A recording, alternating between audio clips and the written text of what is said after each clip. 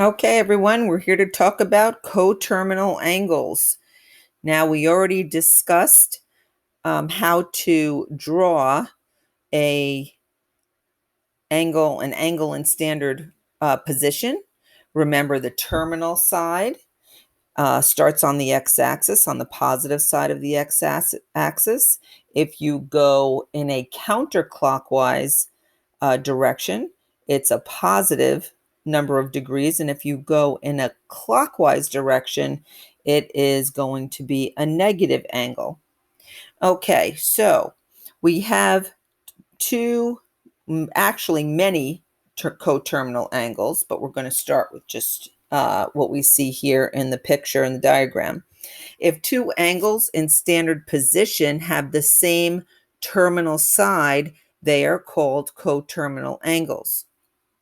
So remember that this is your terminal side here where it starts, and then this where it ends is going to be your terminal side, and you're looking for, in this case, a 120 degree angle. So if this is theta here, 120 degrees, there are an infinite number of angles that could have that same terminal side. So they would all be called terminal angles. One example, for instance, if we go in the opposite direction. So instead of going counterclockwise for positive, we go negative, which is clockwise. Now we know that this is one complete circle here, and a complete circle is 360 degrees. So a lot of coterminal angles are based on those 360 degrees.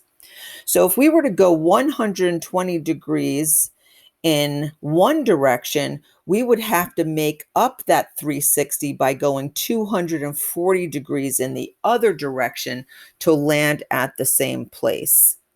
Okay, so that's one example. There's also another example. Okay, so what if I went around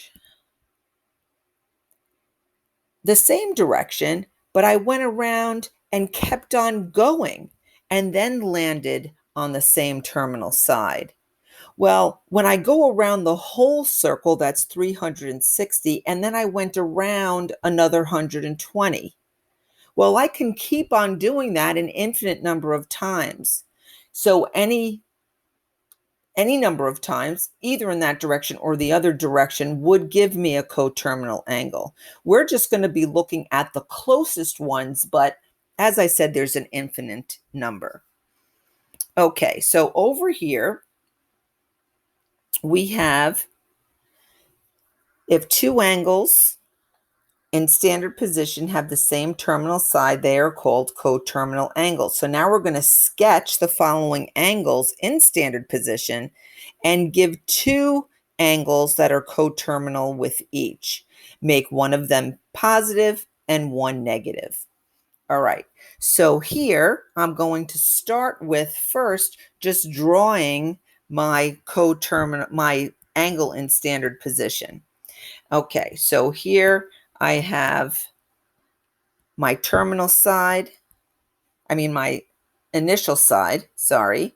This is at 0 degrees, this is at 90 degrees, this is 180, this is 270, and this is 360. So 105 is somewhere between 90 and 180. And as I said in the last video, it really doesn't matter at all where you put the terminal side as long as it's in the right quadrant. So in order to get the coterminal angle, I'm going to start with that 105, and I'm going to add 360 to it. If I add 360, that means I've gone around one full time, and then I stop at the same place. Okay, so that would be 465. That would be the closest to the 105 that's positive. Now, if I want to find the one that's closest in a negative direction, I would take that 105 again, but this time I would subtract 360. Now, when you have that, you get your answer, you're going to end up with a negative number. You're going to end up with negative 255. And those are your two closest coterminal angles. One going around full circle to get the positive, and the other one starting here and going in this direction and stopping. So if this here is 105 degrees, then this part over here has to be the remaining 255 degrees. Okay, but since we're going in the opposite direction, we're going clockwise, it's going to be negative. Okay, so let's go ahead and do this again. This time we have 220 degrees. Okay, so we have our initial side, and we have 0, 90, 180, 270, and 360. 220 is between 180 and 270. Okay, so this would be our angle. That's our 220 degree angle. So again, we're going to take that angle and we're going to add 360 to it. And we could do that any number of times. Keep adding 360 and get any coterminal angle, but we're going to stick with the one that's closest to the 220. So we're just going to add it once, and that gives us 580 degrees. Okay. Now the next one, to get the negative, we're going to still start with that 220, but this time we're going to subtract the 360. Okay, and that is going to give us a negative 140 degrees. Okay, so if we were going to be going in the opposite direction, we would end up with 140 degrees because remember, these added together have to be equal to a full circle of 360. Okay, let's go down and do a couple more, and then you're going to go ahead and do the questions. All right, so we start off with 80 degrees. All right, well, here is my initial side, and since this is 90 and this is 0, 80 is going to be right in that first quadrant. So that's going to be 80 degrees. All right, so again, all it is adding 360. Okay, and that would give me 440. And then I'm going to subtract 360. And that gives me a negative 280. Hopefully my math is right because I'm not using the calculator right now. So usually in class, I'd have people raising their hand and saying, oh, that's not right. So hopefully it's right. If it's not, use your calculator and figure it out because I'm not going to do this over again. Okay, so now I start with a negative angle. All right, which is fine. No worries there. Okay, so I'm going to start with my initial side, and then I'm going to go negative 90 and negative 180 and negative 270. So I know that it's between negative 180 and negative 270. Okay, so this is my angle. That's my theta. So I'm going to take that negative 245 and I'm going to add 360 to it. And this I'm going to use a calculator for, and I get 115. Okay.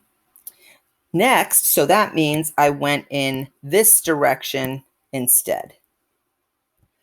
Okay.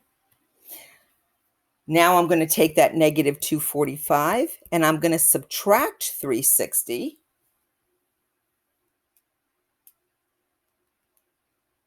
And I'm going to get a negative 605. And there I have the closest coterminal angles to this.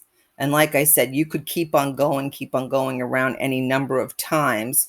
You can multiply this by any number, the 360, and you would still get a coterminal angle. Okay, now sometimes you do have to do that if you're asked for a positive angle, because sometimes when you add the 360 or you subtract the 360, if the angle starts too big, like if it starts at over 360, you may have to subtract more than one 360 to get to a positive or a negative answer. Okay, I believe that's it. Yep. That's it for this lesson on coterminal angles. You can go ahead and answer the questions below. And by the way, did you guys look at my video on the stream? I wonder. I didn't get very many comments. I thought it was pretty funny. I don't know about you. All right. I'll see you next time. Bye-bye.